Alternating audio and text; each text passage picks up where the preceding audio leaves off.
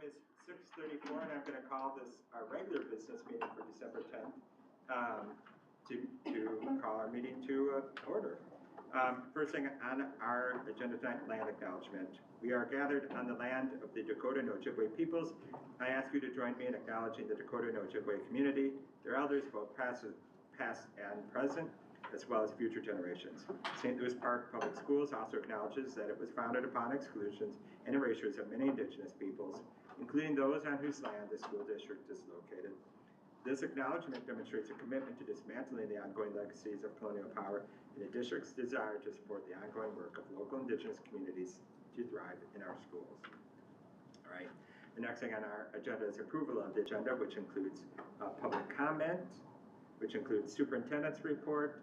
Discussion item 6A is enrollment data and budget update. 6B is overview and preview and discussion of curriculum and program review process, design teams in 3 phases.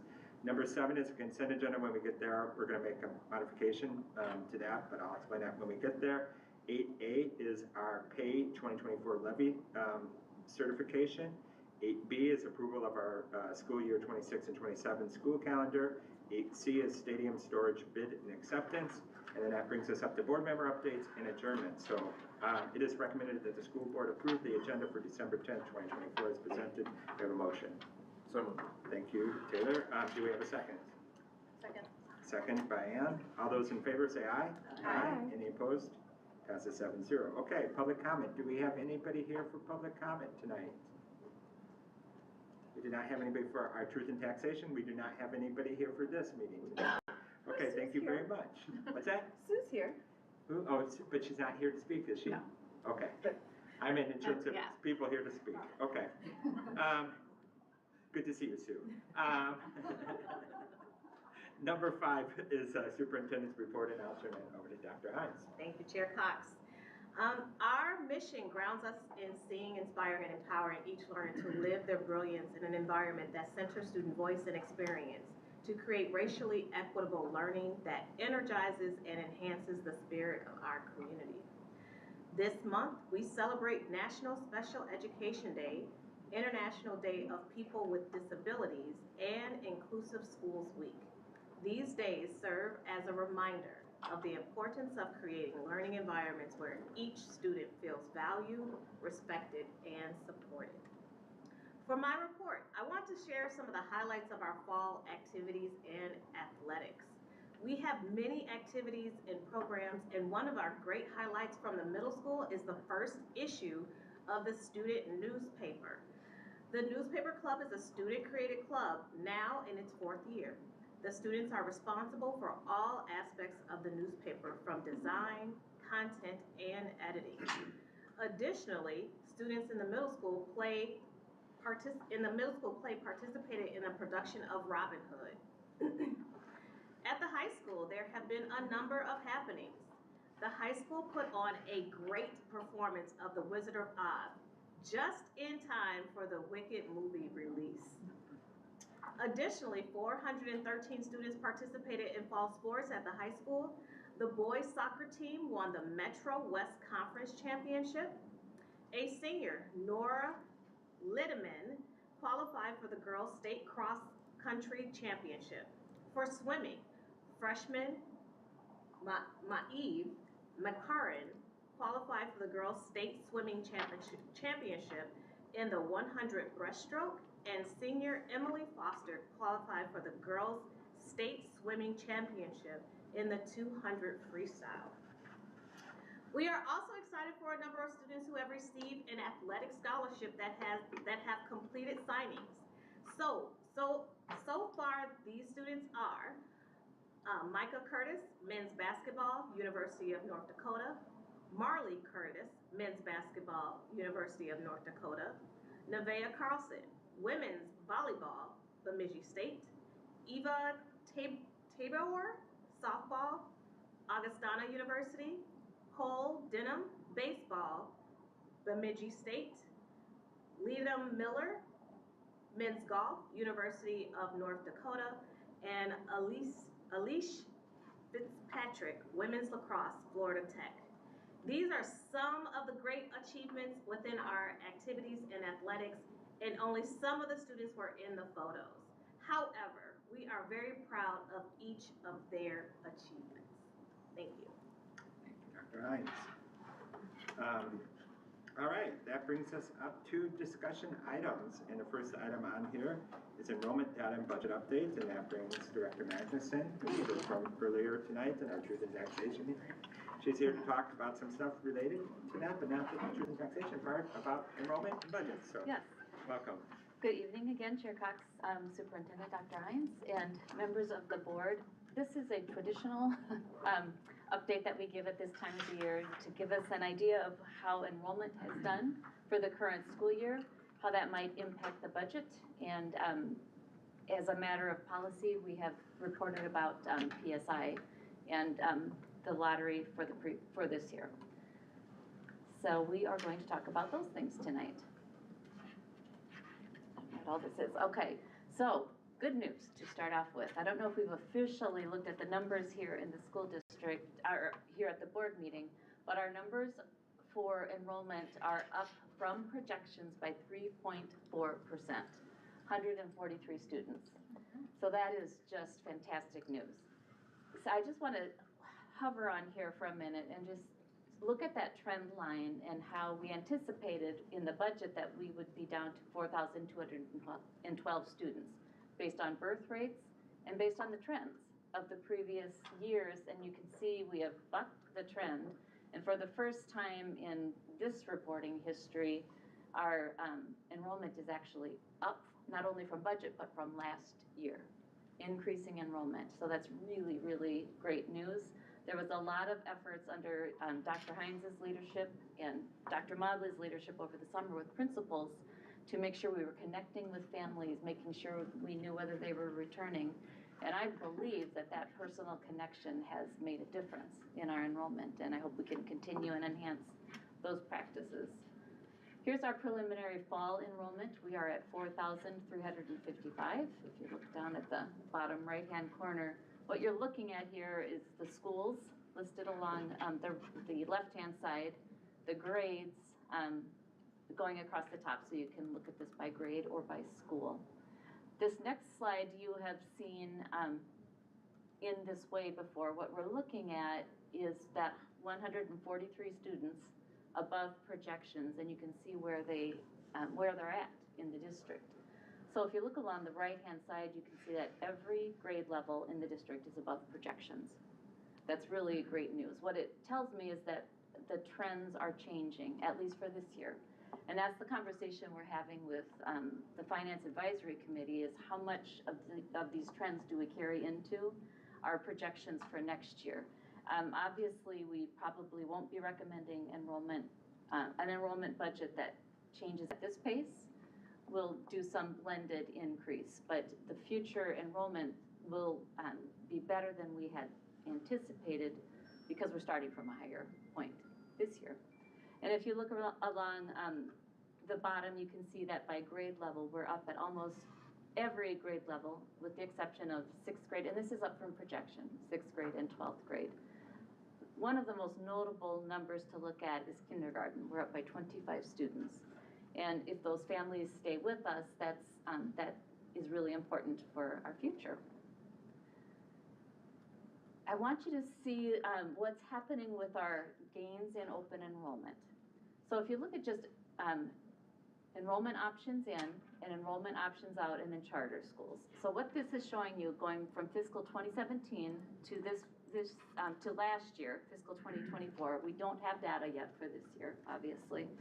But what this shows is, on the bottom, the number of students that are leaving the district who live in our school district and are leaving to go to a public charter school. The next part of that stacked bar, the orange, is the number of students who are leaving the St. Louis Park Public Schools who live here and are leaving to go to another public school. And then that line chart across the top shows the number of students who opt in to St. Louis Park from another public school district. And we've generally had a small net gain in those numbers. For fiscal year 2024, we are 1 student higher in total than the students that leave. So if you think about this in terms of enrollment options, just public school district to public school district, in fiscal 2024, there were 794 students who came in, 551 who left for another public school district. But when you add the public charter option, it's almost even. So we need to be mindful of that. Oh, I keep forgetting that. And so I want to just think about the open enrollment in. You know, some can argue that our open enrollment is too high, some that it's too low. You know, I don't think anyone can agree about that. But what I want to point out here is that the percentage of our students who come to us through open enrollment, who are residents of another district but attend here, is 18.33%. And this just shows the numbers in some neighboring districts. We're about mid-range. So we're not the highest, like Minnetonka, who has a really large percentage of their students who come to them from other school districts. And we're not low, like a Wayzata, who is closed, because that's one of the areas in the metro area that is continuing to grow and build new housing, so their schools are closed for the most part. So that's, you know, nothing stands out in that picture. But the thing that we have been watching, this is a complicated chart, and I want to explain it to you because I think it's important. I'm talking about the capture rate here. So these are families that choose public schools. So this picture doesn't talk about families who are choosing a private school option. We'll talk about that later. But what this is showing, first in the orange, it's the residents of St. Louis Park who are choosing to come to school in St. Louis Park. And in fiscal year 2024, last year, 3,470 students. And then the next part are residents who are choosing to go somewhere else, a public school option, 551. And then the top is the residents who are going to another charter school, 241. So if you look at the families who live here and are choosing a free public option for school, we are capturing 81%. 81.41% of resident students. And that has been declining steadily over the last couple of years. So that's one metric for us to be thinking about as we think about our enrollment. We know that birth rates are declining across the country, across the state, and in our county and zip code areas. But where our opportunity will be to capture students and increase enrollment will be in those other public options that families are choosing. There's nearly 800 students that leave our district that are choosing a public school option. That's an important market for us. I took that same calculation and looked at the other school districts, that same cohort of school districts around us. And again, we don't stand out as either the highest or lowest. We're sort of in the middle. But the highest is Minnetonka. 96% of their resident students stay in Minnetonka. The lowest on this chart, and these are metro area districts that Finance Advisory Committee asked us to compare ourselves to for other means, so we did it here. The lowest resident capture rate is in Hopkins at 66.91%. We're sort of in the middle there, but I just want to flip back. It is declining just ever so slightly.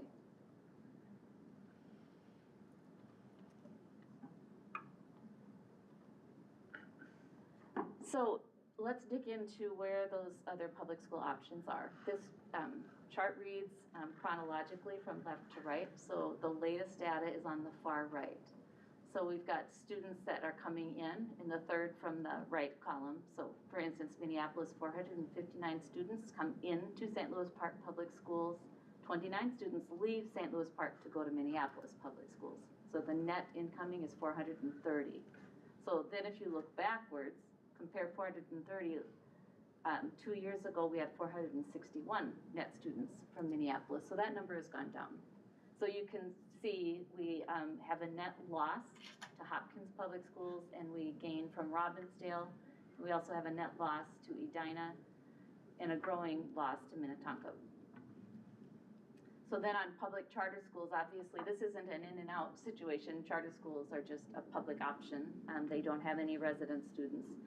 So the three charter schools that have more than 20 St. Louis Park resident students enrolling are Agamim Classical Academy, Eagle Ridge Academy, and the International Spanish Language Academy. And the one that's growing is Eagle Ridge Academy. Seems to have grown the most in this last year. So that's where our families are attending. Now, in addition to public schools, we have students that attend private schools as well. And again, this data is for last year.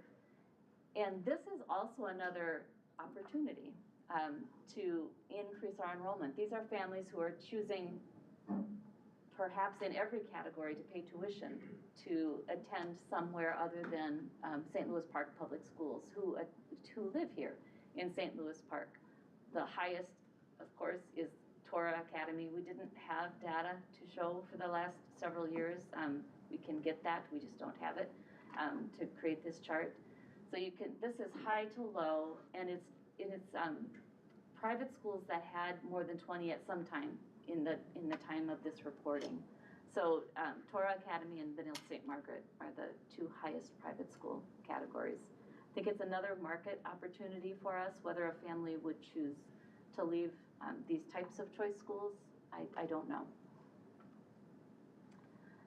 So that's what's happened with enrollment for last year. We're in a different, as I said earlier, the pattern has changed this year for our public school enrollment. So it'll be interesting to see once everything is known for this year, what's happening with patterning around that.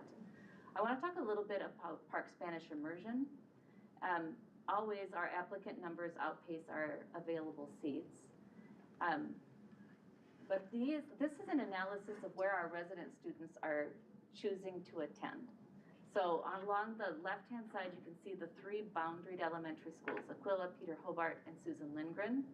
And the first column of numbers shows the K-5 residents from those boundaries that enroll at PSI, and then the K-5 residents who are enrolled at the boundary school. So they're somewhat comparable, the percentage of students that live in the boundary that attend at PSI. The highest percentage being Peter Hobart and the lowest at Susan Lindgren. So about a quarter of the resident students in those areas attend PSI, which is how it was set up as as one of the schools that our children can attend in our district. This is another little complicated chart, but we can make sense of it. So what this does is take each boundary school and analyzes the racial makeup of the resident students in that boundary school, and then the racial makeup of the resident students that leave the boundary school to attend PSI. And then finally at the right is the racial makeup of resident students at PSI. So at Aquila, 46% of the students at Aquila, resident students at Aquila, identify as white. 74% of students who are leaving Aquila to attend PSI identify as white. So there's a racial disparity in the choices that folks are making who attend PSI. Peter Hobart is much the same.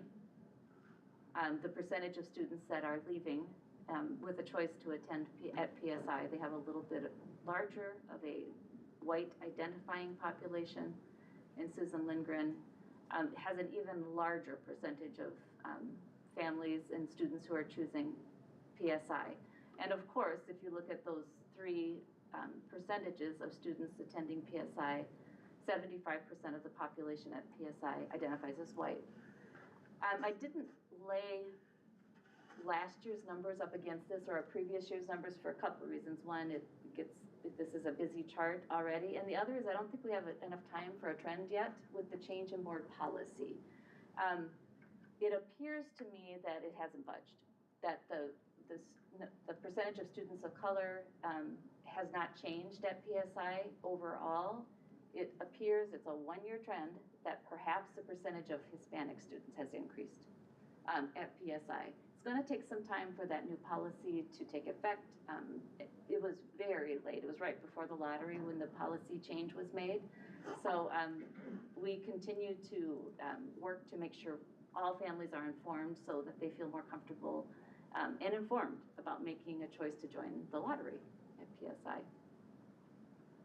So just to summarize, the big news is our enrollment for this year exceeded our projections by 3.4%. Really tremendous news for this year's budget and as we start to build next year's budget. And we haven't increased our revenues in the budget yet. We'll ask the board to do that in the spring as we normally do. And keep in mind that with more students came more costs. So we've hired some teachers and some other staff members.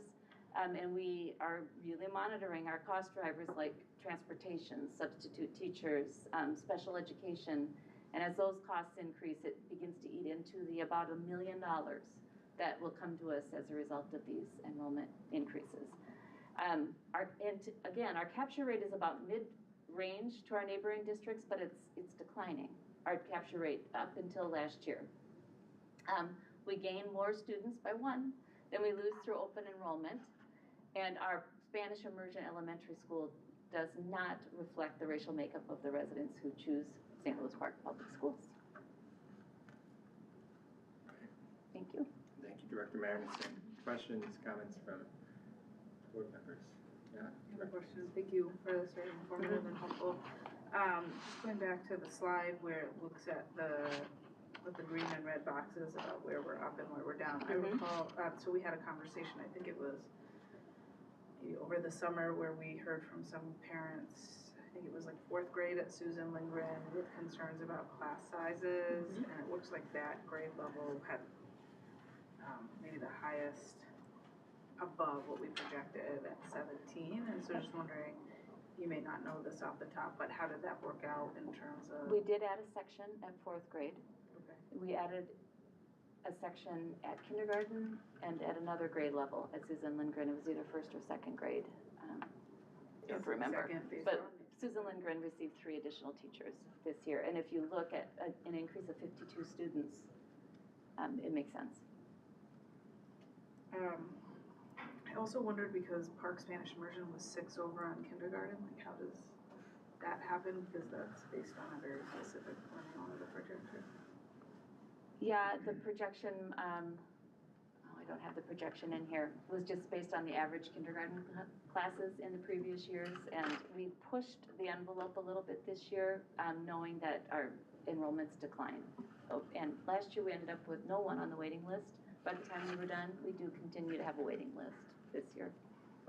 I was gonna ask, so how do we know how many kids are on the waiting list? I do. I got that data and I can email it to the board because I don't have it memorized.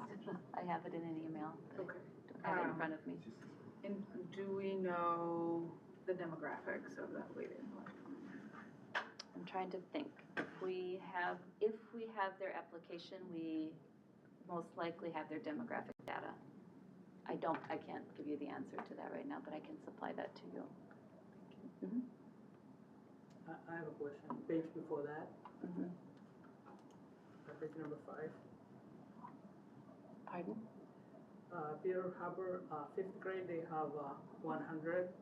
So I'm wondering how many sections they have? I don't know I the just want answer to know to the that. class size. Yeah, because- yeah. I suppose that they have probably 4 sections, I would guess, with those numbers, but Yeah. If it's 4, it's good, then it's 25. yeah, that's what my guess would be. They're not gonna have over 30 students, so it's gotta be 4. Okay.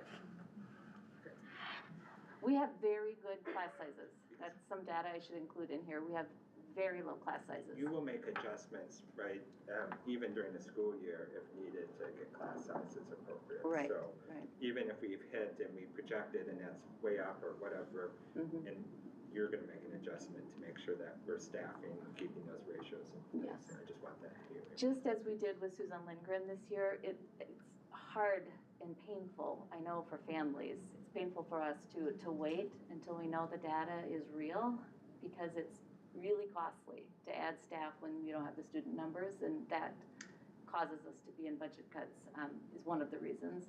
So we do absolutely make adjustments, but it's painful to wait. Yeah. As you said in our truth and taxation hearing, a lot of our money comes per pupil.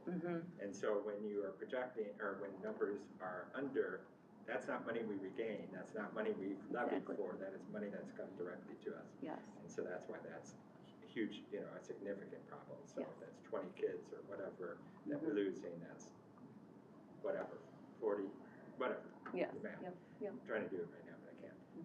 Yeah, so that's a lot there. Okay. Colin, I just have one other thing, just a comment, it's not really a question, I know I've said this in the past to my board colleagues, but, my kids are elementary age, I just enrolled, I don't know, the other night, our youngest in kindergarten through the forum, and so that's sort of my parent group, right? And I hear from folks a lot, that something that I think does affect our capture rate is access to immersion, right? I mean, just folks leave because they can't get access to immersion, where in Minnetonka, for example, every school has a form of immersion. And so I'm just bringing it up again as we see that declining capture rate.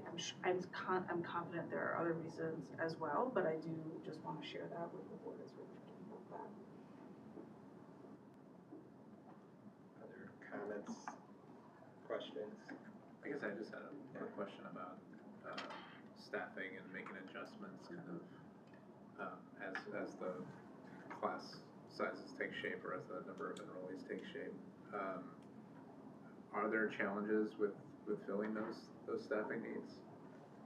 We've been able to fill all of our staffing needs, we made that decision fairly early for business manager needs, maybe not for parents, but, in the early part of August, so we were able to fill those positions.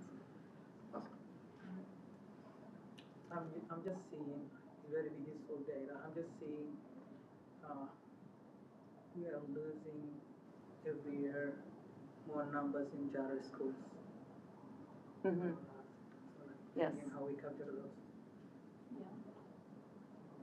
I'm trying to find that, you're looking at that chart. It's not growing as fast as some of our other areas, but particularly to Eagle Ridge Academy. One question Yeah. that you don't have to answer today, but I will be looking forward to hearing an answer in the future. What does the Financial Advisory Committee hope to do with this data? Well, the thing we are doing with the data is using it to build projections for future years. The committee doesn't really do marketing, we'd like to, believe that we could go out and capture all the students back, but there's a great support team for that in the communications department. But we will use it to build projections for next year and future years' budgets. I have sort of a complicated question that I don't need an answer to right now, but I'm trying to think through something that we've said before about increased special ed costs. And do we find that most of the people are residents that stay within special ed, or do people open enroll ever for special ed? I don't have that data. Okay. I mean, it's just. Oh, yes, Go ahead. students do open enroll Okay. with special ed. I don't know the percentages, however, And they can, but of then course. obviously then they enroll out. I just was Yes. curious whether that was something where you tend to see more residents too, or if there was any difference there. Again, just more of a curiosity and not like, I don't know what that unearths or what Right, that shows us, right. but just kind of curious. Okay, Mhm. I mean, regardless where they come from, it's a federal, right, absolutely, just like provide the service. anybody who wants to come in, but I'm just curious what that means for staffing. Sure, yeah. Okay. All right, any other comments, questions? We appreciate the update. We are encouraged by the numbers, and I know that there's been a lot of efforts like the enrollment center and things like that we do that have hopefully in some communications that we'll do and continue to do, and that will be a part of what we see. So an encouragement of this and appreciate the information. So thank you very much. Thank you. All right, that brings us to 6B, which is an overview, preview, and discussion of curriculum and program review processes, design teams, and 3 phases, which I think, Dr. Duffy, you get the award for the most words in a. That is just unbelievable. I can't believe we got that many words on the screen. So we welcome you to explain every single word of that to us here. You know Thank what? Dr. I trust that you all know enough about those words. I can move right on Yeah, to thank the you. next Great. slide. All right, next on the agenda. No, okay, go ahead. There we go. So I'll just say thank you for having me here tonight. This is a topic that I know we've spent a lot of time talking about over the past few years, and We are going to be having a number of teams coming in over the next few months, and rather than go back over this each time, I wanted to just do an overview of it now for anybody for whom this might be new, and just as a reminder about the work that we're doing.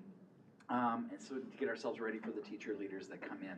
So this is just a kind of a closer look at our curriculum instruction review process. So I want to go back to the beginning. Back in 2018-19, we were looking at really how we could bring about racial equity transformation in the schools and have a program that would really share that responsibility with our teacher leaders across the district. And I actually spent a lot of time listening to principals, cabinet members, teachers, coaches, students. In fact, I met with, I think, anybody that was on the board at that time. I think it might have just been you, Ann. Yeah, so it's funny how things change, right?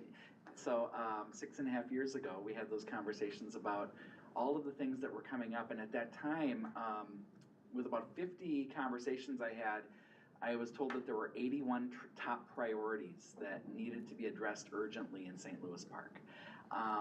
And I just realized there's no way that I alone nor our entire district could cover all 81 at once. So we tried to figure out a way to develop a program that would spread this out over a period of years, but also really bring about substantive change. And what came out of those conversations was some of these ideas, that we have the talent within our district to bring about transformational change, and we don't need to partner with all kinds of people outside of our district to do that. That we really needed a leadership development program because many of our teachers weren't thinking systemically about change. They were thinking about their own department, their own classroom, or at the largest maybe of their school, but not necessarily of the school system.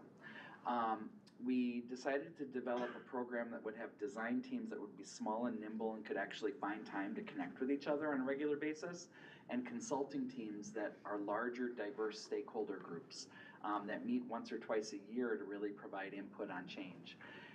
We recognize that transformational change needs to have an intentional anti-racist lens, or we replicate old practices just with new programs with new names that get us the same results. We also needed to find a way to make more student-centered recommendations and plans, not ones that were dependent upon territory or around somebody's program that they felt really strongly about, but rather about what our students wanted and needed. And then we also needed to consider a pace that is good for our system and meets the needs of all of our students. And I'll just say this is one of the hardest. I think it's one of those pieces I have seen in my whole time here. Sometimes people are saying we're moving way too fast. Sometimes people are saying this needs to happen right now. And then trying to find that happy medium with all of the work is one of the challenges we have in leadership. So to do that, we've looked at a 3-phase process that many of you are familiar with. And one of the pieces in this is to ensure that there's transparency each year and that our design teams, who are charged with really leading this review process, come and share with the school board, so that way the community has an understanding of what they're looking at throughout a 3-year process. And the first phase is really about knowing thyself. And in that phase, the design teams will come in and share who they are and why they believe this work is important, and what they've just seen on the ground in terms of what sort of things are happening in our current reality. We have 3 teams that are entering phase 1. They will be presenting in the winter of 2025. Phase 2 is looking around, and that is when really our teachers engage as scholars of the work. They do action research, but they also engage with scholars from perhaps regional or national to kind of inform what is best practice, and also may spend that time piloting curriculum if they believe that that's the direction we need to go. And then phase 3 is about looking outward, and that is looking at how do we build a program that outlasts us. The average member of a design team says they haven't been in our district for more than 13 years. But our students, we have from kindergarten through, well, for longer than that, from birth to earth, as we talk about, we have students that are here much longer than maybe some of our staff even are. So how do we build something that's not dependent on the charisma or the skills of a particular individual? So this is really the timeline that has been laid out around how we have tried to tier the work that we're doing since 2019. And what you'll notice, you've seen this before many times, but I want to point out a couple of things. Let's look at the first 3 reviews that we did around math, gifted and talented, and world languages. I want to point out that they shared their recommendations with the board in the spring of 2022. We are only 2.5 years removed from the first recommendations of these design teams.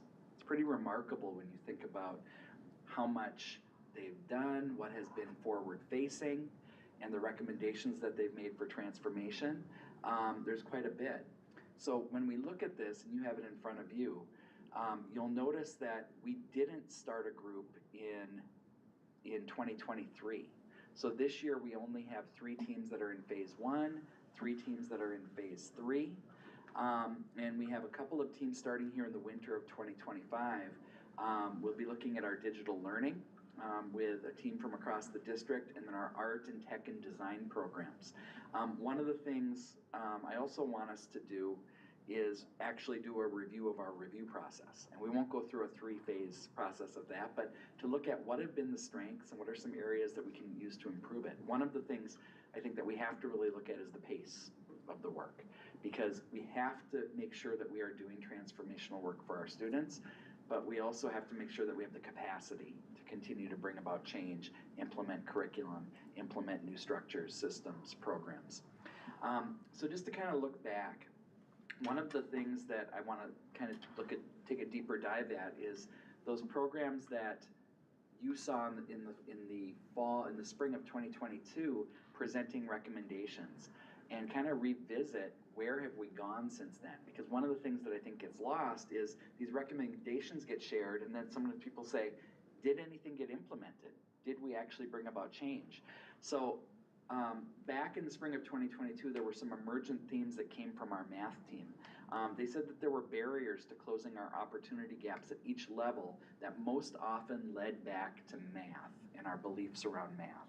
That there were structural changes within our E to 12 pathways that were needed, that there were mindset shifts that build around math, and that needed to happen for teachers, students, and families, around confidence, high expectations, joy in a math classroom, and cultural relevance of our teaching.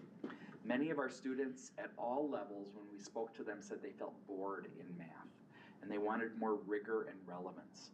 Our elementary teachers didn't have resources that they needed for success. In fact, the curriculum that we had when the review started didn't align with any of our Minnesota State standards. And there was also a recognition from the design team, this is going to take some time. This isn't an overnight change. So when you look back, these teams share their racial equity purpose, and they've developed that to really ground themselves in the decisions that they're making. And the math's racial equity purpose started with a why. And the why was all St. Louis Park students will see themselves as successful in math regardless of race or background. And as a math team, they believe that we could transform every mathematics class in St. Louis Park to basically have a better experience for our children. So one of the things that's interesting then is that as they laid out how to do that, they shared recommendations around early learning, elementary, middle school, high school. You can see here 4, 5, 6, 7, 8, 9, 10, 11 recommendations that they made about work that we should do. And as you go to this next slide, what I will say is 8 of them we've completed. 2 of them are in progress, and a couple of them are work that we can't measure yet. So when we start looking at phase 3, which is about building for eternity, one of the things that it says on there is that we develop 3-year and 5-year benchmarks. The benchmarks really are about whether or not we've implemented these recommendations, and if we haven't, identifying what the barriers are. Is it about our will to do it? Is it about our skill to do it? Our knowledge? And most often what we found is about our capacity. Can we actually implement all of the things that we wanted to do in the period of time that we asked? So, for instance, one of them about graduating each student with at least one college course by 2027, we won't know that till 2027, but we're on track, as we saw with our data story from November that Dr. Lafayette and I shared with you all. Is this the slide 10 with the colors? It's the one with the colors, yep. So can you just briefly explain the colors? Yeah, I'm sorry. So green, or it probably doesn't look green, are ones that have been implemented. Orange are the ones that are in progress and are ongoing. And the red are the things that we haven't yet been able to measure. So I'm gonna come back to, for instance, the adoption of a new curriculum in elementary for Bridges Mathematics. We've done that. But what we also said back when the math team presented was that this is gonna take some time. We're gonna identify things. The standards change, the relevance changes, the things change, and I'm gonna come back to what that means in just a moment. There's a slide coming up. Does that help? Okay, so the next slide is about the racial equity purpose of the gifted and talented team. And if you look at their design team, they said grounded in our belief that all students should have opportunities to apply, develop, and cultivate their brilliance, which is tied right to our first core value, and have it recognized and acknowledged. It will be necessary to develop and support the will, skill, knowledge, and capacity of staff to recognize and disrupt the racial predictability of programming, enrichment, and advanced classes. So when you look, they also had 3, 6, 7, 8, 9 recommendations, very detailed around which scholars we needed to work with in professional development, structural changes that included FTE changes at our elementary level, as well as shifts in courses and programming that we offer at the middle school and high school. And you can see some of the work around extending our curriculum and extending acceleration opportunities at the middle school is still ongoing. And then I would say the work that we've talked about in here since September around care teams and continuing to deepen that work is something that we still can't measure whether or not that has gotten to the level that we want, but all of the others have been implemented. And again, this is 2.5 years ago. So one of the pieces that I love is that last year there was a study of elementary students and asking them what their favorite activities were in elementary. And if you ask most elementary students, they're gonna say recess. Well, I was excited to see that math, art, and talent development actually beat recess in terms of their favorite activities in elementary school. It's really remarkable when you think about at the beginning of the study, the math team was saying that most students did not see the relevance in math and didn't see themselves as mathematicians. So did many of our teachers. And what this does is it gives me hope when I think about we are 1.5 years into the recommendations of the reading and language arts and literacy team. We are just 6 months into our social studies team. And when we think about science, we think about multilingual learning. This is ongoing work. The recommendations don't happen overnight. And we continue to process it. So this next slide that has sort of the Minnesota math standards and benchmarks is just an example of how we come back to the teams and say, okay, now that we've implemented the curriculum, what are some gaps that we have if we're gonna have a multi-tiered system of support for our students? And this was not something that we could have implemented overnight 2.5 years ago, but it's something now we're identifying how other resources can help us make sure that we're helping each student meet standards, and how frameworks help us think about how we want to teach mathematics. The slide after that is recommendations from the social studies team, and I just wanted to elevate this because on Friday, our social studies team and many of our students from the high school helped lead professional development about the connection between social studies education and the work of our mission, vision, and core values.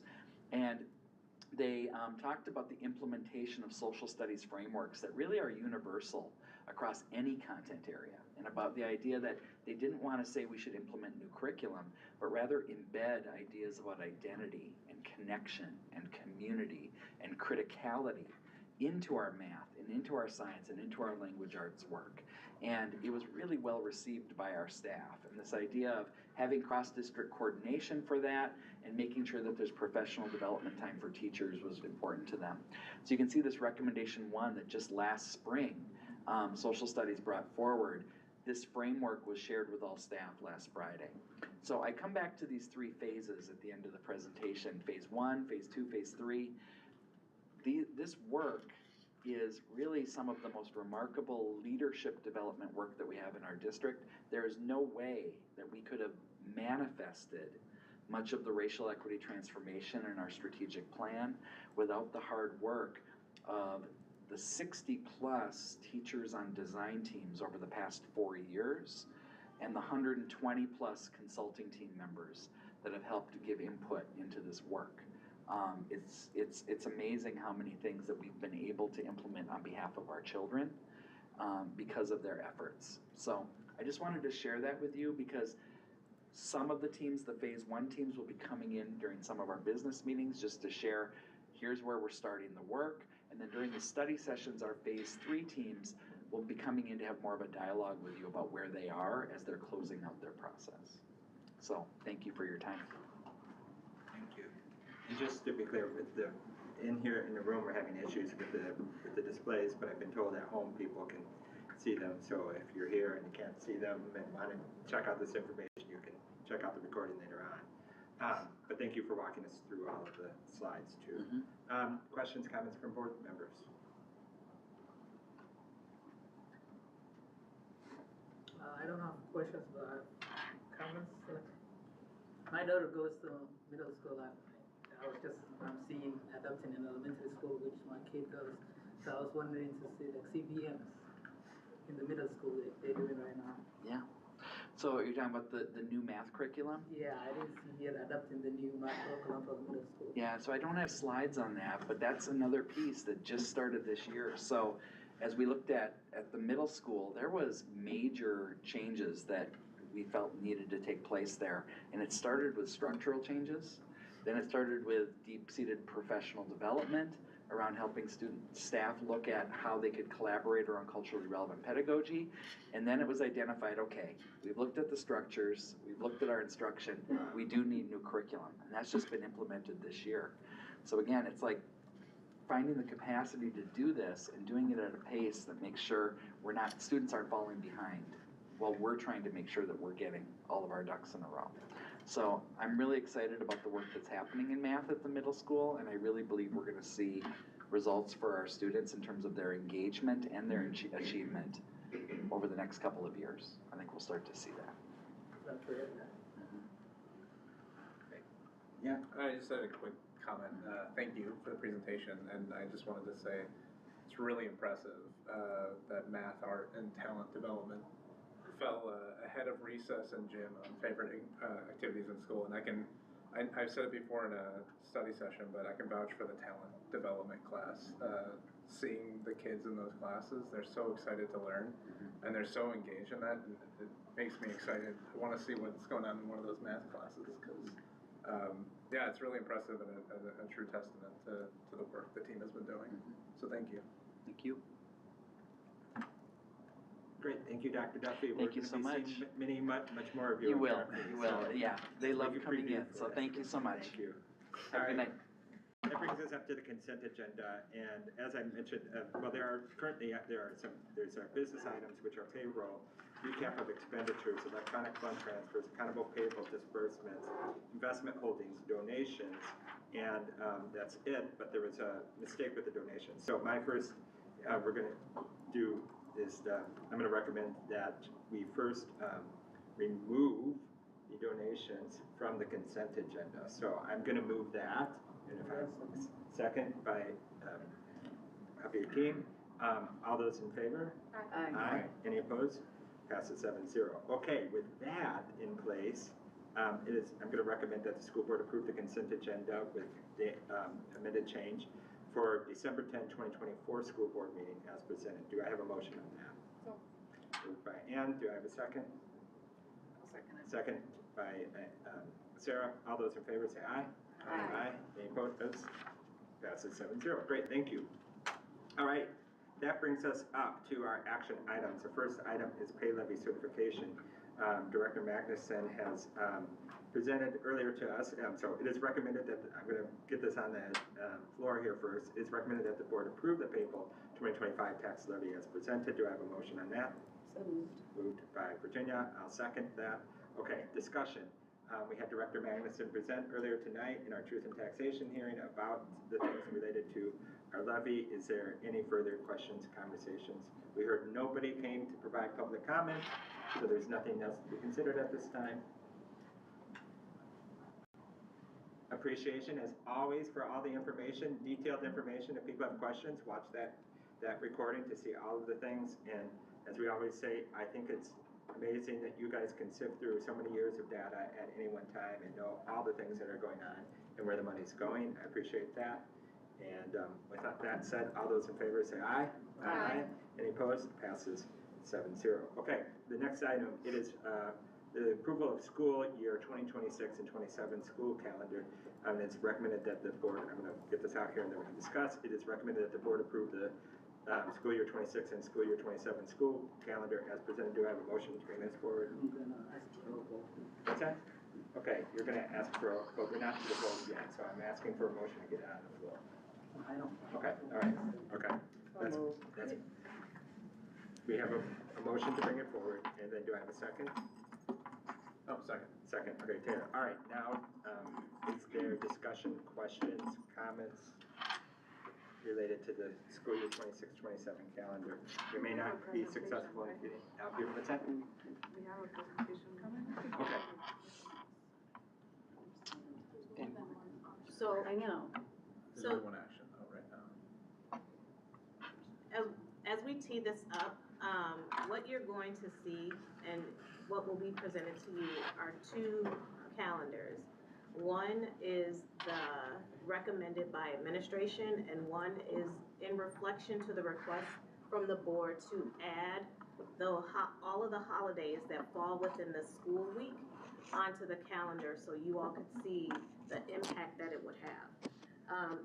As they are trying to get the screens here going, I'll kind of tee this up.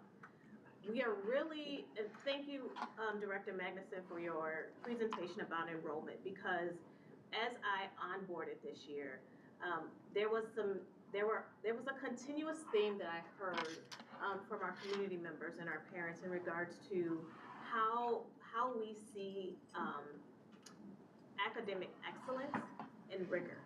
So that is always in the back of my mind as we plan forward.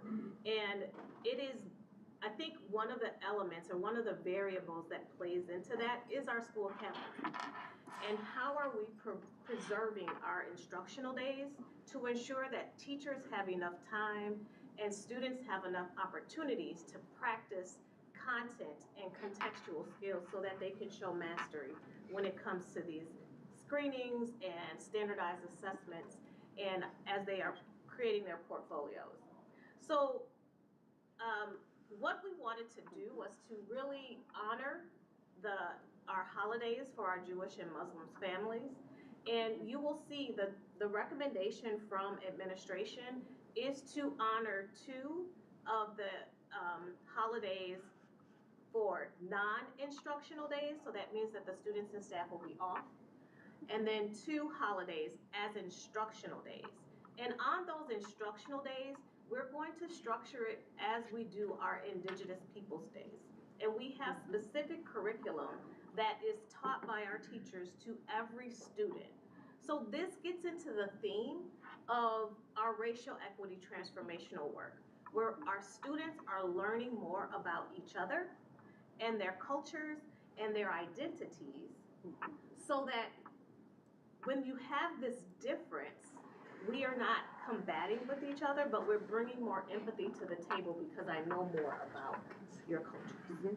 So I'm going to hand this off to the team so that they can go through their presentation, but you will see 2 calendars for school year 26 and 2 for school year 27.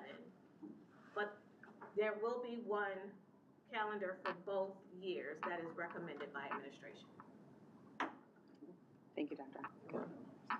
Chair, members of the board, superintendent, thanks for the opportunity to talk about the calendar again. And we did, like superintendent mentioned, we're gonna go through some of the effects of each of the calendars and the pros and cons and why the rationale behind recommending the calendar that administration is recommending. So I can't get it up on that screen, but board members have access to it. Okay, so I'm on the first slide, request to the board administration. As at the last time we came, we brought 1 calendar. The board asked to see another version of the calendar that would recognize up to 2 holidays for the 2 of the Jewish holidays and 2 of the Muslim holidays. And so we also are bringing a second version so the board can at least see what would that look like if we were to be able to do that. So the administrative recommendation calendar is actually the calendar that the board approved last January, January 9th of 2024. It has a holiday for the Jewish, and I believe that's Yom Kippur on October 2nd. Would be recognized, but we're also just highlighting the fact that Rosh Hashanah would be falling on Tuesday, September 23rd, and that's when the curriculum would be discussed, and we also would then plan around so that there weren't things like tests and other things that students may miss. Again, the calendar flows as it has, in the past. We have Eid al-Fitr on being recognized Friday, March 20th, and then on May 27th, we note that Eid al-Adha would fall on that. It's sundown on the 26th, so it would be recognized on the 27th. When we put all 4 of those in there, what we see is we would be off on Memorial Day for the holiday. We would come back on the 26th, and then we'd be off for Eid on the 27th. And that seemed to be the worst of many situations for students. And so if we were trying to do that calendar, we'd have another recommendation to hold school on President's Day, and then float that alternative holiday down so that there would be an extended Memorial Day break that would go all the way through May 27th. So students would be off Monday, Tuesday, Wednesday, and come back the 28th and 29th. And this is option 2 slide. That would be option 2 with 4 observed holidays. The other thing that it does is it breaks up the 2-week winter break, and we have school going Monday the 22nd, Tuesday the 23rd, and the first day of break is actually the 24th. And that even with those changes, students are still in session until June 10th, and the teacher's last day is June 11th. Any questions on that one? I have a question, I do. So, is it not an option on that second calendar to have students' last day be the 12th, that Friday? If people still wanted to have a 2-week? That would be mathematically, that would be possible. The one thing that we also are aware of is we want as many instructional days before we get to the testing cycle. So adding those days after that, students miss that content before testing comes up. So that's just one. That was from our. I'm just trying to understand the. Yeah, that was the AB, IP, and some of the teacher recommendations is that anything we can do to have more instruction earlier, it works for them. And Director Mancini also posed the question, and we were provided with the same feedback across the board, that the more instructional days earlier will best support every single program, especially AP. Okay. So if we get to the one that says 26, 27 administrative recommendation, again, we go back to one holiday being observed as a non-instructional day for each of the Jewish and Muslim holidays, and then the other ones are noted on the calendar so that we can be planful around them. The administrative recommendation is really a rollover of the previous year as much as it can be. This one does have a shortened winter break. Again, we're faced with that situation where Labor Day falls on as late as it possibly can on Monday the 7th, which pushes the whole calendar later. And so in this calendar, I believe Rosh Hashanah falls on a Saturday, and Yom Kippur again is observed on September 23rd. 21st, that Monday. And Eid al-Fitr is recognized on March 10th. We note Eid al-Adha on the 17th of May. Students are out on June 11th, and last day for teachers is, like the grading and reporting day is Monday the 14th. One of the things the board asked is to make sure that we also had community input, and so you will see in the presentation what the members of the group that we gathered, a small but mighty group that we gathered, which was they appreciated observing one of each and understood the constraints of all four, and so I wanted to make sure that you had that information. And as Dr. Hines noted, what do we do for those days that are observed? They wanted to make sure they had clear guidance for teachers and for families, and so we've done that in our recommendation option 1. Yeah, and as we put all these together, Dr. Hines also just committed to that calendar committee and ongoing stakeholder input. Thank you for that. Yeah. So then the 26-27 draft, there would be 3 of the 4 holidays observed. Again, as Rosh Hashanah falls on a Saturday, that would already be a non-instructional day. So then it goes down to, we would add May 17th as a non-instructional day. The last day for students would be the 15th of June. Last day for teachers on the 16th of June. So, discussion, questions? I have questions on the other calendar too. Is now the right time to ask those? On the other On the calendar? 26, 27, or should I wait till we do the first one? Doesn't matter to me. No, I think it can be any of the, I think any of the calendars is fine. I didn't understand why adding one additional observed holiday pushed the end of school to June 15th from June 11th. What is that? It's so tiny, it's really hard for me to. Me too right now. Days, but it just didn't make a lot of sense to me that it would, This is on the because there's a 25, weekend. 26?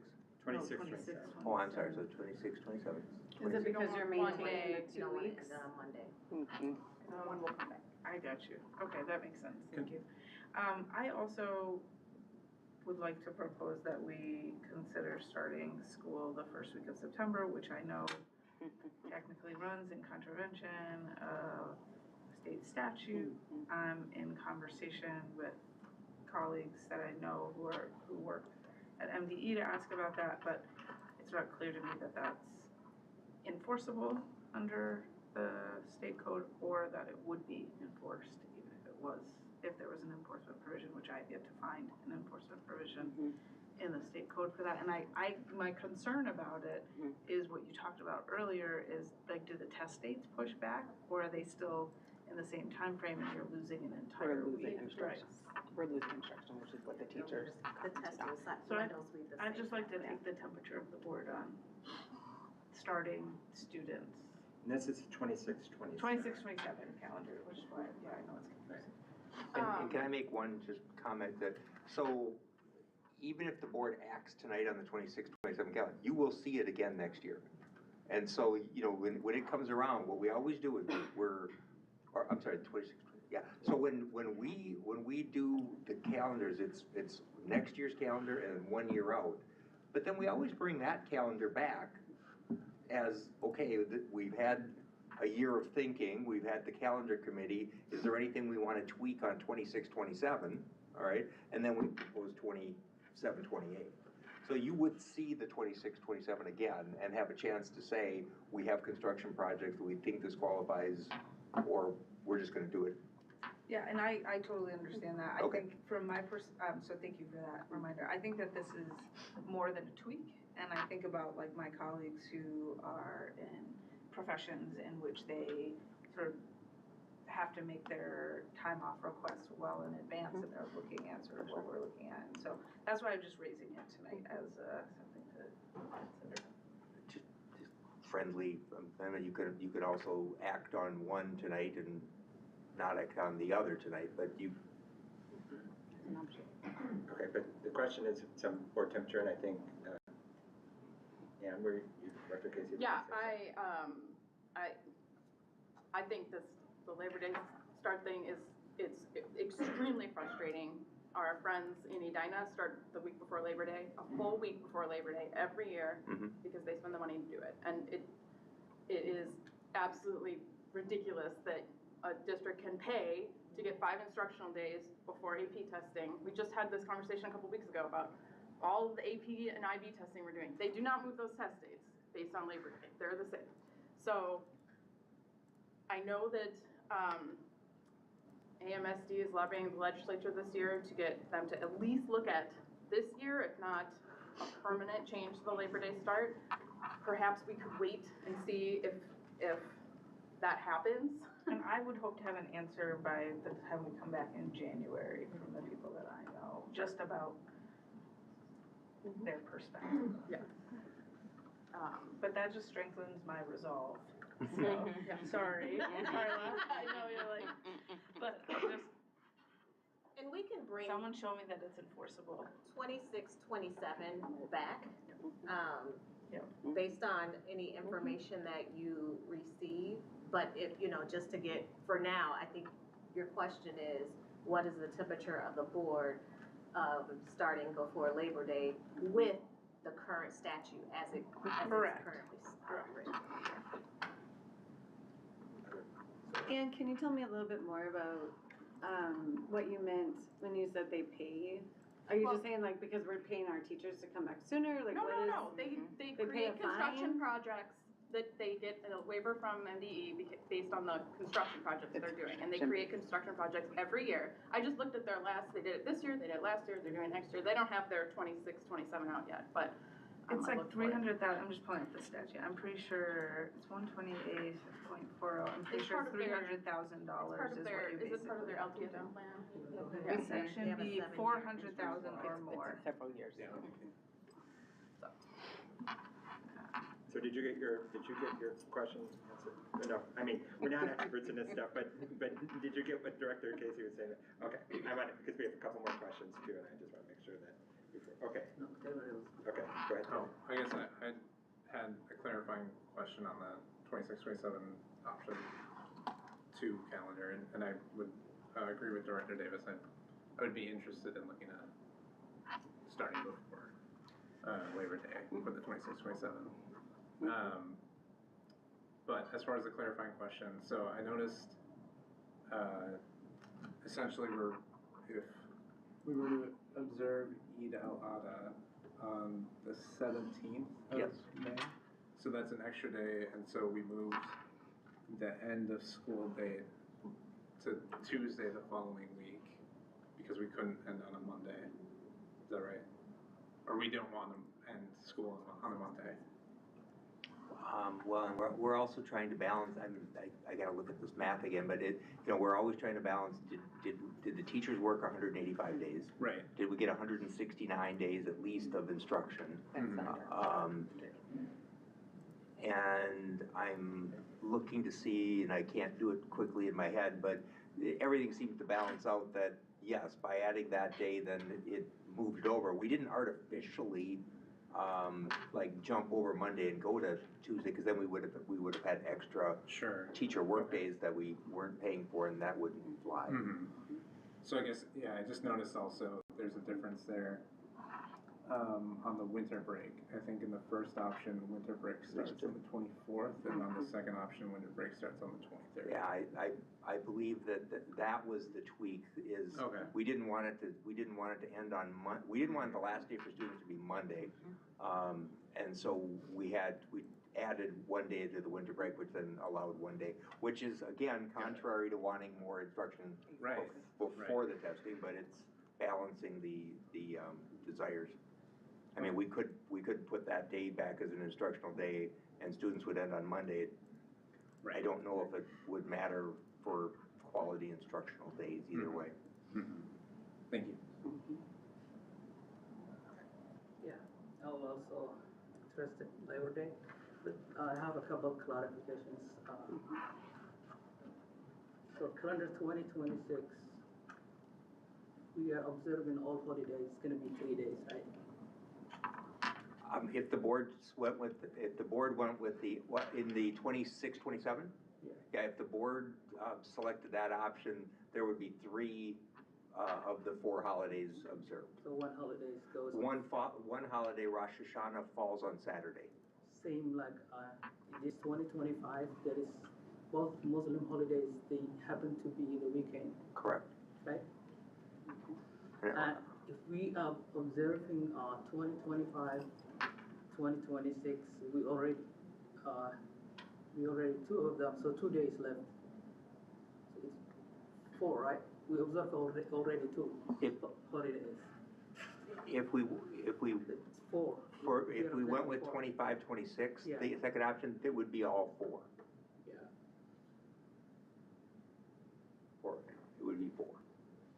And how many we observed right now already? 2. We would observe Yom Kippur and Eid al-Fitr. Observed 2 this year. The current calendar for next year that has been approved at this point would have 2 on it. Yes, we did 2 last year, 23, 24. We have 2 this year, and we're recommending 2 next year. Thank you for the More comments, questions about this? The current, again, to reiterate, we've approved, but this would be to again, approve the recommendation right now is the administration's recommendation. And that would be to keep the 25, 26 calendar as previously approved with just 2 holidays, and to approve a 26, 27 calendar with 2 holidays. So, yes? No, Clear. I- Oh, sorry. go ahead. No, go ahead. No, that's right. I want to observe all 4 holidays because they are equally important. And I will say why, because like recognizing those holidays, not just like person paying, it's their identity too. So like when we planning from the beginning, we were observing all 4 holidays, but a couple of them, they were happening in off days, Saturday, Sunday happens. So now we happen when it comes happening in the sectional days. If you told me as a Muslim, choose 1 holidays, I can't. Both of them, they're equally very important to me. So either we recognize all of them, or we don't recognize them at all. Well, with that though, there are, depending upon 13 to 19 Jewish holidays, and there's 7 Christian holidays. Yeah. So we would No, observe them all. it's not like that. Like you see, winter break, how many days now do they have it? The winter break is Yeah, how many you have it now? between 10, usually 10 days, and sometimes, let's say 7 to 10 days. So, I would like to move, Hold on. including all 4 holidays when the time comes. But that would be a separate motion that we would have to have. We need to first see if this one would, passes or not, or fails, and then there would be another vote Yeah, I at guess that point. clarifying question on that. Unless we, So, there's a lot going on right now. right? Because I think it was getting the temperature of Mhm. starting before Labor Day. I think we need to go through that first. Then there needs to be a recommendation as to whether or not, you all decide to go with the calendar that has already been approved.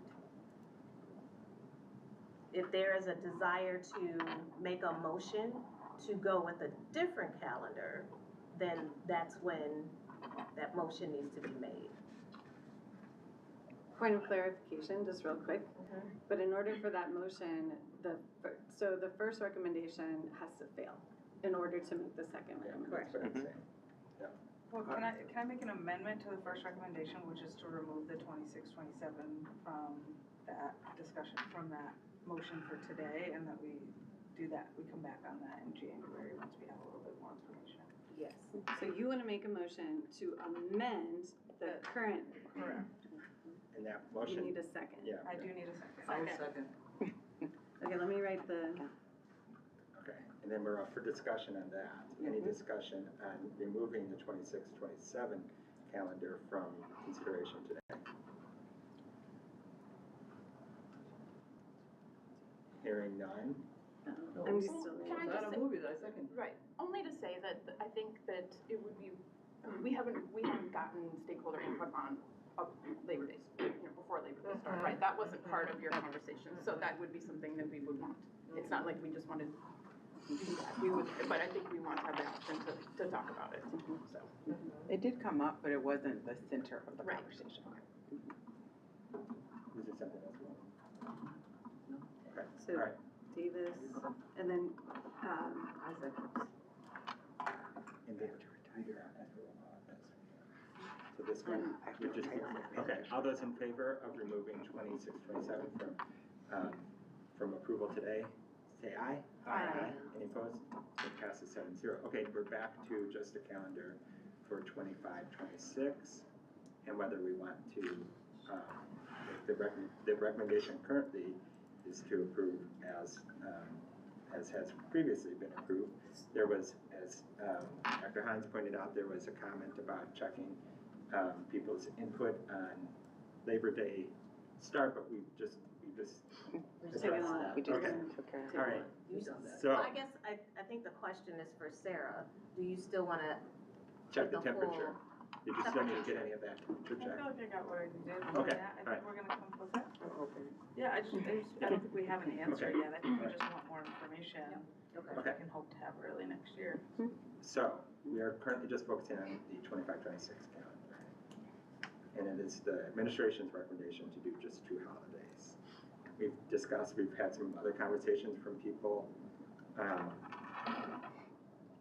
Looks like you want to say something directly. I do, I mean, I know that this is a painful topic and in an ideal world to be culturally responsive to the needs of our students and our families would be to recognize all of our identities at our school. I worry about 2 things. My first worry is that this board gave a directive to 2 different superintendents, Dr. McGuire as well as Dr. Hines, to pull together community input, to talk to teachers, to talk to cabinet, to talk to administrators, and we got the same recommendation both times from both superintendents. So I guess my worry is if we're going to ask for input and we don't take it, it feels as though we're breaking more trust with our new superintendent, with our cabinet, with our staff, and with our community if we're gonna ask for their input and then not listen to it. Feels really weird to me. Second, as a recovering AP teacher, there's a reason why I got burnt out.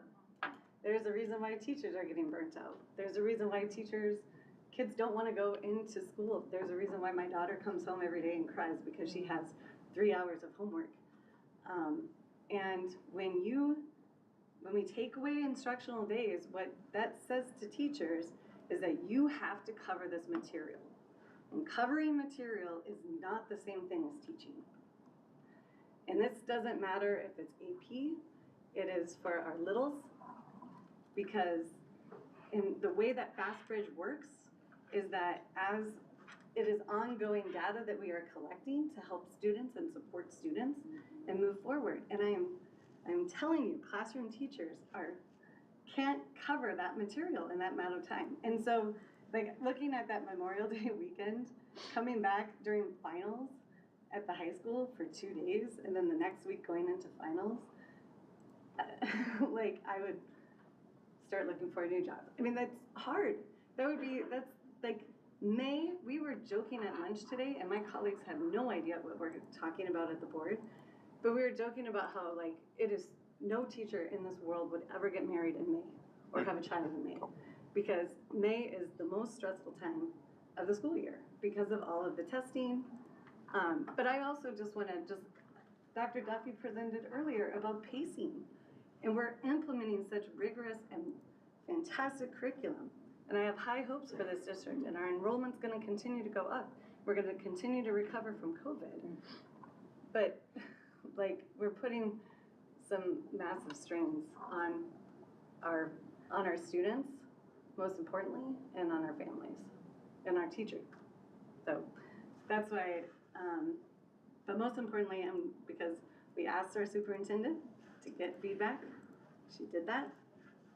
So that's why I will be voting in favor of just sticking with our already approved calendar. I had a question about how that feedback was requested, and I know I mentioned this to you, Carla, but there's been confusion sort of throughout about what the preference or intention of the board has been, and so I guess I want to be clear for myself before I vote on this, that folks were asked with an understanding that it would be the preference of this board if we could do it to honor all 4 holidays, versus would you be okay with us just honoring 2 of the 4? And they're similar but very fundamentally different framings of that question, and so I have yet to speak to anybody who was present for those. I was present, and I can share, and Jason was as well. And so it was a really great facilitated conversation about, here's the request from the board, right? As we're looking at the calendar and looking at observing, what does it mean for you? And we really talked about the why, right?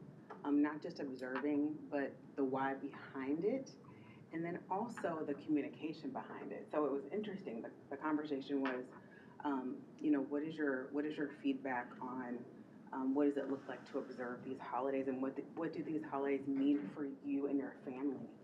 And so one interesting thing that came up, and I invite Jason to add, is folks were like, we just want communication regarding why you're doing what you're doing, right? We appreciate you observing 2, like observing 4, we understand the constraints, but the most important thing is when you observe any holiday, what is the why behind it? And that was loud and clear. And so one of the things that came from that is, if we observe 2 and we observe 2 and then also honor 2, and we still have set class in session those days, then those days will be dedicated to learning the why, so that we're not just taking days just to take days. And one of the things that I am impacted by in our PD in December, last week, Friday in December, was our students got up and they talked about, we want to learn more about each other and how we interact with each other. And it was through the lens of social studies and standards and how to incorporate them, and we're all social studies. We all can incorporate social studies standards into everything we do, but they asked the same thing. And so it's not just coming from our families, it's coming from our students as well. What is the why behind it? Is it just to observe it, or what's the rationale? And why is it important to our students and our colleagues and our friends? And that is the piece that we need to go deeper in. Yeah, thank you for that, it's very helpful. And I do appreciate the thought behind, the intentionality behind adding discussion and teaching those days. I will, just one thing that comes up for me as you're talking about that is that if we do go forward with the calendar where we're only observing 2, that we probably will have Jewish students and Muslim students who are not attending that day. And they then miss the opportunity to have their voices in that conversation about why that day is so important. And so I just flag that as whether there's options to think about other ways. But with that information, I will be supporting the recommendation from the administration. Okay. Sorry, no, did you have a question, or do you? No. Okay, but we're still working through some questions and discussion. Taylor. Yeah, I guess I just had a quick thought on this, on kind of the why, and I think it's because, observing these holidays is thoroughly a part of our mission and vision. And I believe actions like calendar equity is really what sets us apart from our peers. And it's it's that and our communities and our district's diversity and its commitment to it. So I've struggled with this decision. and as I've been reflecting on it, like, again, the why, last year I had a chance to visit Peter Hobart, the day before we observed Eid al-Fitr last year. And it was at the end of the day, and the students had this announcement about how tomorrow's Eid and we're observing it, and there were, I think, 2 Somali students who gave that announcement. And then after the classes were out, one of the students came kind of bounding down the hall toward the principal and myself, and was like very beaming and proud and saying, like, did you hear my announcement? And that's, like, in my mind, what makes it so special. And, like, the inclusion is very serious here, and you know, I think it creates an environment of inclusion that students can really feel, and they can feel the joy. And we do that because that's the environment kids thrive in, and they have the best chances for academic excellence. So, saying that, I do also appreciate the challenges and involved with observing those, especially next year as we go into, well, there's 4 holidays during typically instructional days. There are constraints to that, and taking a couple days out of winter break is not ideal, especially the way winter break lines up, those days line up next year. I guess what I've been struggling with is I feel like we could use maybe more data on this, and I would like to see whatever decision we decide to do moving forward is to kind of maybe track absences in these key days, whether it be a couple days of winter break, or whether it be the absences around Eid al-Adha or Rosh Hashanah, and see what the impact really is there. So that would be one of the things I would like to see moving forward, whatever decision we make. Saying that, I will support the cabinet's recommendations for this coming year because of the challenges inherent in it. Just a stupid question. Are we allowed, do parents have to say why their kid isn't going to school? I don't know the answer to this question. So there are state-approved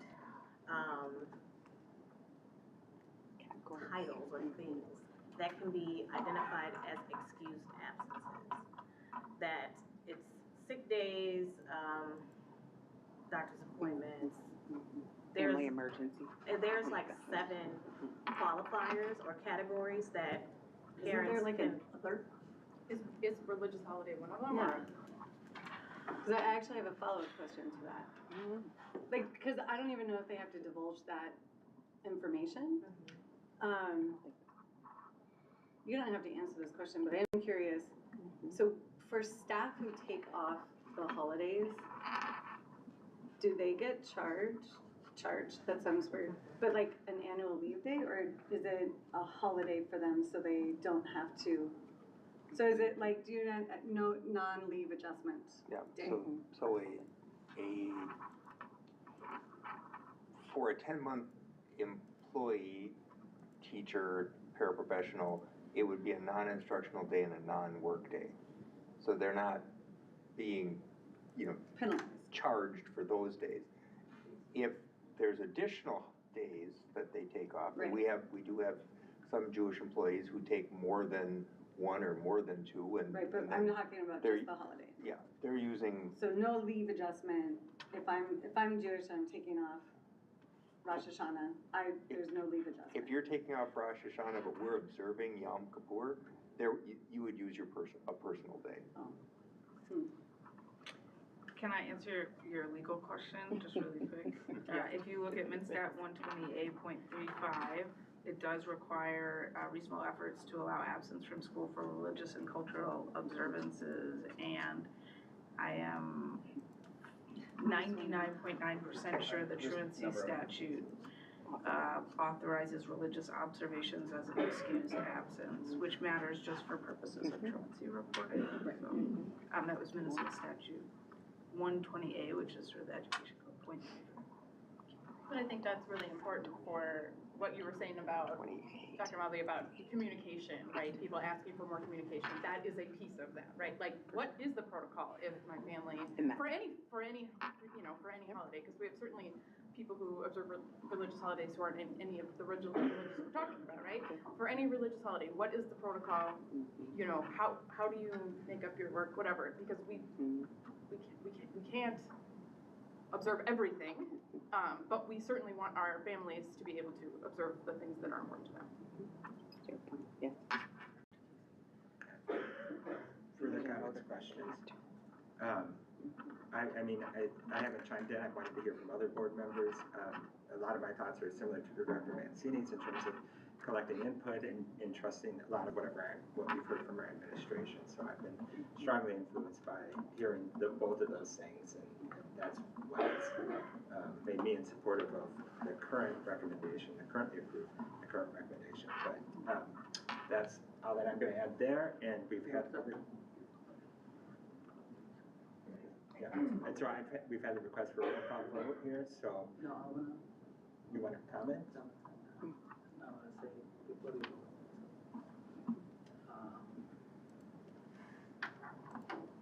As I always say, like, you know, when you talk about equity inclusions, you know, I mentioned a couple times, and that's the beginning of the calendar this year too. I won't be supporting for one holiday because both holidays equally important. And you know, it's frustrating sometimes as a board. It happened before too. We are not getting some of the communication in the community they having, and we find out at the beginning it's going to be different too. So like, and that's something, you know, happened before too. And I talked to a lot of Muslim and Jewish before even calendar we introduced in 2024, right? When was the first time we introduced? 23-24. The board proposed this in 22-23. We worked on it in 22-23, and then the first calendar was 23-24. So we were talking about equity inclusions calendars, but the thing is, it's like we just honor when it's convenient, when the other holidays happening in Sundays or off days, we are okay with it. But when it comes into, you know, in the instructional days, we are not honoring. I asked this question before too. Day before Thanksgiving Day, we have off that day. Like, yes. No, Is they that have. what the kids do? Yeah. We have Thanksgiving. Oh, that. Some of the community are asking 2 days, not Thanksgiving, why we off that day? And I don't have the answer of that. So like, finding 1 days, Yeah. I don't think it's gonna be like challenging to find 1 days wherever we come from it. The answer to that question is we have that day off. Could be a different day, but we have that day off because teachers do 2 evenings of conferences.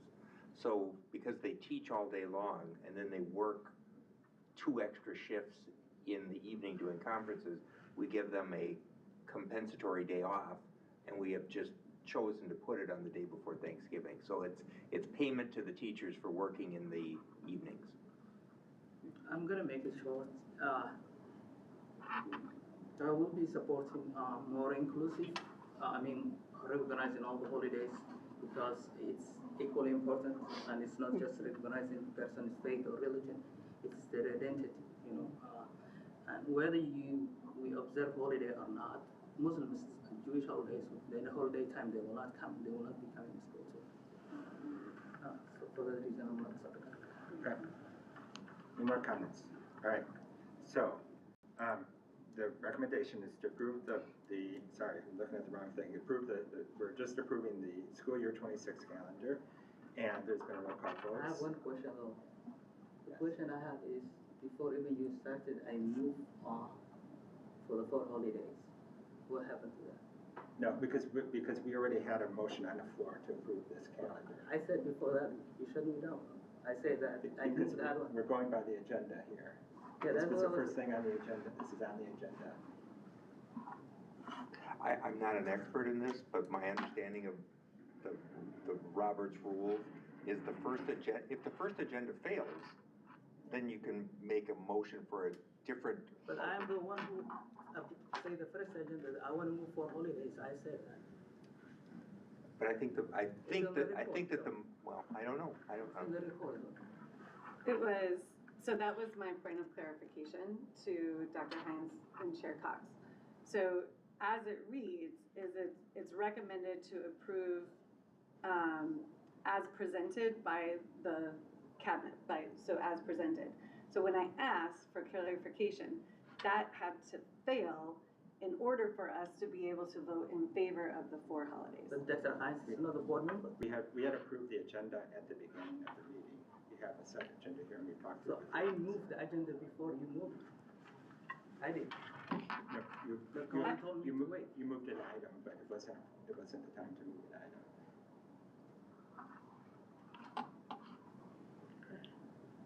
So, and, okay.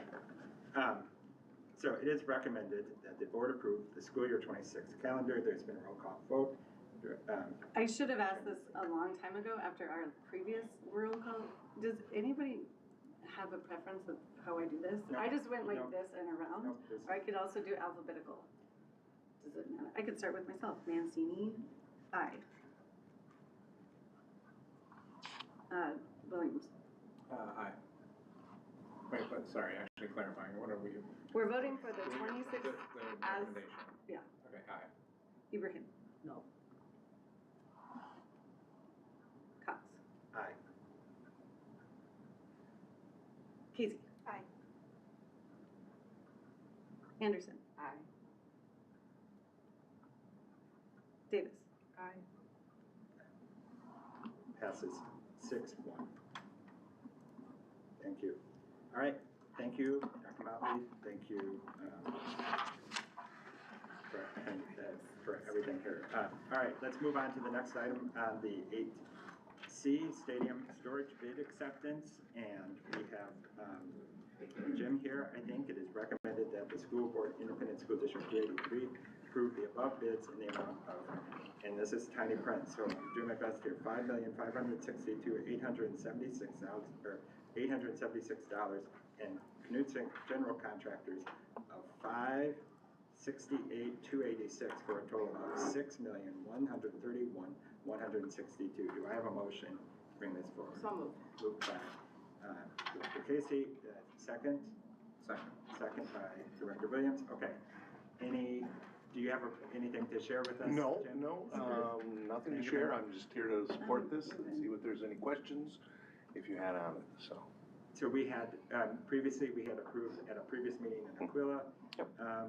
This is very similar to this. You gave us a preview that this bid was slightly more. It is, we're Than what about we had 8% over estimated But budget you on said it this. kind of Yep, washed out. it'll wash out between Aquila And this is out of the general. this is all out of the big total dollars that we're- bond package that we currently have out there, yes. So we've heard about all of this stuff. Is there questions that we have here? Just to clarify, nothing has changed since you previously presented. I didn't nothing think has so, changed. just making sure. And the information about the contract stuff is in the board packet. So if there's no other questions, then all those in favor say aye. Aye. Any opposed? Passes 7-0. Okay, at this time, thank you, Jim, for, all right. At this point, we're at to board member updates, and besides the usual board member updates, I've also asked, we're at our last board meeting for the year. It's December. We have only one meeting in December, and then we're back in January. We start a new calendar, so to speak, for the board.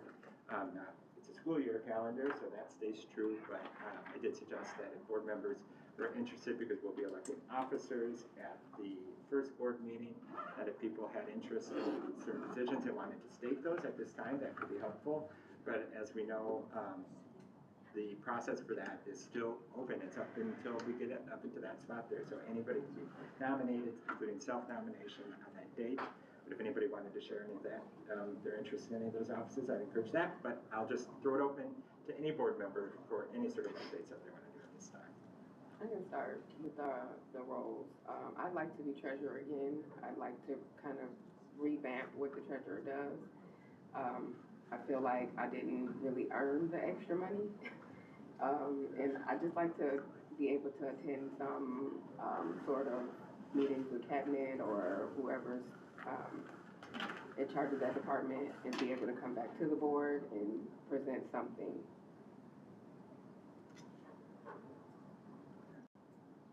I don't have any updates. Okay, other members? I can give, go ahead. Go ahead. No, you go. I have no intention of, running for a board role, a board, officer role, but I will say, since we're sort of doing these updates,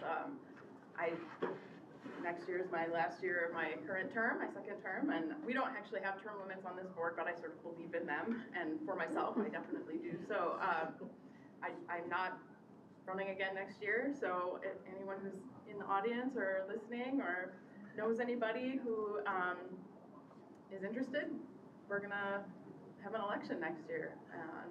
And I think it's time for me to pass the baton, and I know there's a lot of amazing people out there who would be great. So think about it. Think about it if you might be interested. Anybody who's watching this, besides you all who work here, if you're watching this, you're already like 10 steps ahead because you know what this is about. You've been watching these meetings. That's most of us, like, that's maybe more than we even knew when we started. So think about that. I also want to acknowledge Director Cryer. This is your last meeting with us. It's my last school board meeting. Why are we It's my having last cake one. tonight? It's your last calendar. Thank you for everything. Dr. Duffy said, he looked at me and he was like, "You're the only one who was here," but Rick was here before me. There's not very many here who were here before me, but It's been a great 10.5 years. So, thank you. Director Davis. Sure. I have an update since I wasn't here for our last board meeting. I try and do at least 2, ideally 3 times a year, like visits to the school, whatever school I'm the liaison to, and so I did my fall visit several weeks ago, but I haven't been here. And I had a great tour at PSI. Just really impressed by all the things that are going on in that building. Talked a little bit about the biliteracy work that's happening, which is really evidence-driven and designed to ensure that our young learners have what they need to be successful in both languages moving forward. Had a chance to step into classrooms and just see the joy of what was happening there, and so just wanted to lift up that experience. In terms of board roles, I am not interested in putting myself forward for a titled role, whatever any of the officer type roles, and I would ask you all not to nominate me for any of those roles. It's a capacity issue for me, and I just think we need to be mindful of what our capacity is. And for me right now, my capacity is to be able to join this work as a colleague of yours and not in a leadership role. I would agree. I'm at the clerk. This is fine. If somebody else wants it, they can have it. I can't. I don't have the capacity to go beyond clerk. So one of the things that would be helpful, and Anne, I don't recall how it worked with you, but for the committees that we serve on, I am overwhelmed. So can you include when they meet and what time? Because when I was on Linox, I would have loved to stay on Linox, but they meet at 2 p.m. in the afternoon, and that just doesn't work for a teacher unless it's July, which they don't meet in July. So I went to one meeting. So I just I love DPAC. It's a fabulous. It's a lot, and it's a lot for me. I would love to be able to stay with the career pathways because that is my passion. And they meet at a time that it's easier for me to attend. Also, I've only been on it for a year, so I'd love to see the progress and how because it's evolving. So I don't have an office officer announcement or anything, but I do have a quick announcement since the next time we meet won't be until, or the next time we do these won't be until like 20th of January, I think. So, for Susan Lindgren, they are having the Festival of Nations on January 23rd in 2025. I know that's a little ways away and past Christmas, so no one's thinking about it, but put it on your calendars. Festival of Nations, Thursday, January 23rd. From 6 p.m. to 8 p.m. at the Susan Lindgren Elementary School. It is a fantastic event. I went to it for my first time last year and I absolutely loved it and plan to go again. So I hope to see you there.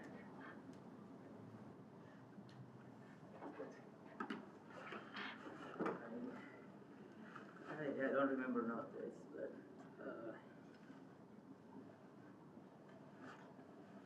I just wanna thank my colleagues. It's not what I want, but it's always democracy. I love to see, not only in schools, I would love to see in our states have of holidays. You know, some of the big cities, they have New York, they have it. So one day I would like to see in all the schools have it too. I would like to say my place. I feel I did nothing. My colleague did not train me well. He didn't escape one day, so I can be acting chair. I'm just kidding.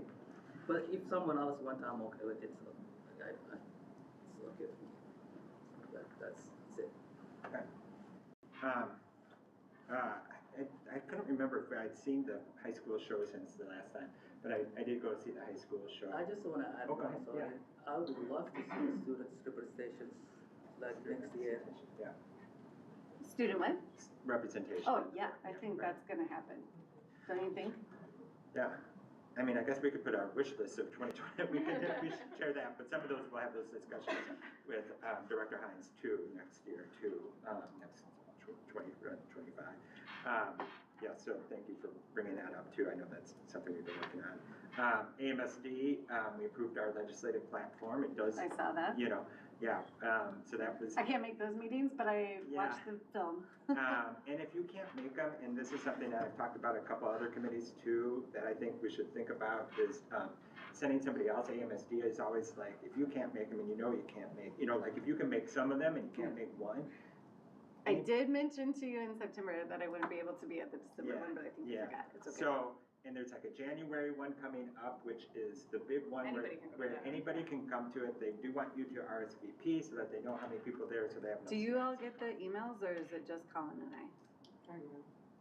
It should be in their AMSD newsletter, I think. Yeah, it's in the newsletter. Everybody should be getting those. That's when they invite, all the, like, key people. We know that Representative Joachim, who's our representative, will be there because she is returning to that role. She'll be co-chair Ben, whatever his last of name is. education, and then there's a couple of other people that they identified that will be at that meeting as well. It's good to hear from them. They've invited the governor.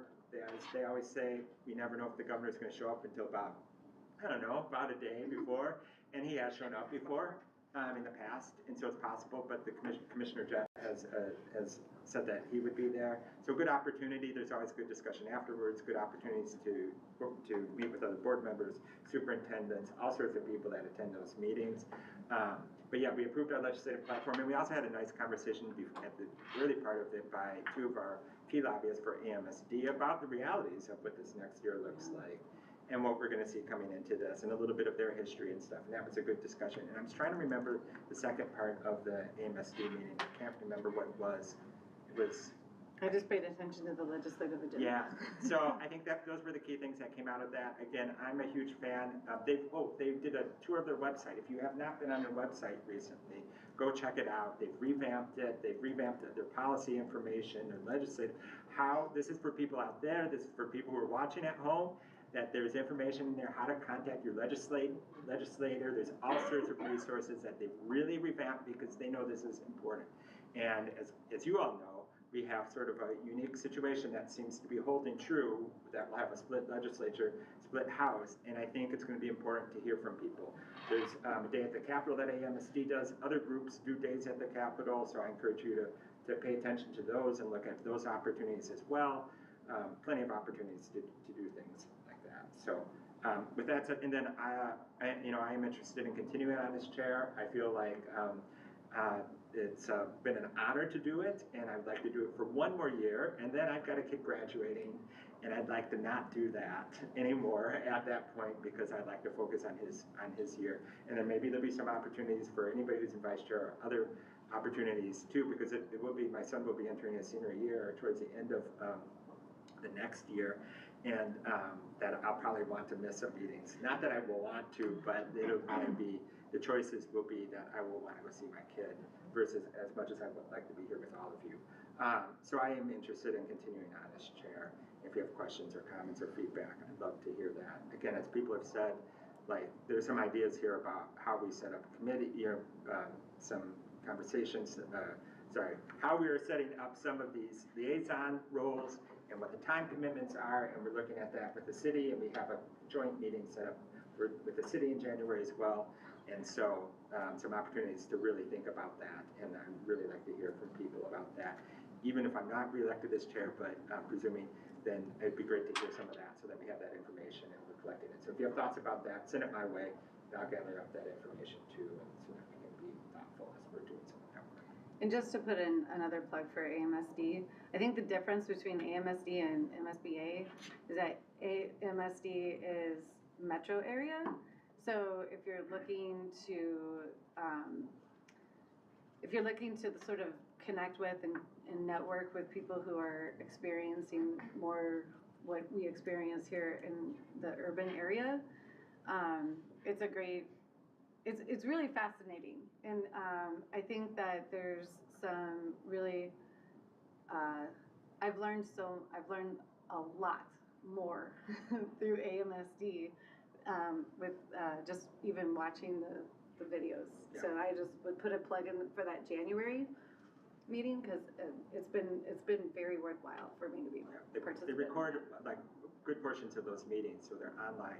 Watch them; they're very informative. And to your point, it's and a couple of the larger districts like Rochester and Duluth that participate, and they share lots of information, and they have a lot of the same issues that we see. It's a lot of the same populations, a lot of the same things, and just really informative too. So again, really appreciate the work that they do. Really appreciate the work that you all have done here. Yes. I have one more quick thing, just. Yeah. While we were, since Virginia mentioned committee assignments, I forgot to say, I have been honored to serve as the vice chair of Intermediate District 287 for the past couple of years, and we have a nominating committee in that just on that board, and I'm going to indicate to the nominating committee that I would serve as chair if so nominated and voted upon. So I would ask this board to please consider reapproving me for that board for next year in January. Absolutely. It's been great. Thanks and congratulations. Yeah. On all that work. I mean, Willingness to take it on. Again, appreciative for everybody's work. Again, this is not the end of our school year, but it's the end of the calendar year, and so it feels like, it's time to reflect and appreciate all that we've been through this past year, and just my appreciation for everybody. And I'm hoping that we get a little bit of a break here, and that when we see you in January, we're refreshed and ready to carry on for the next part. So thank you, everybody.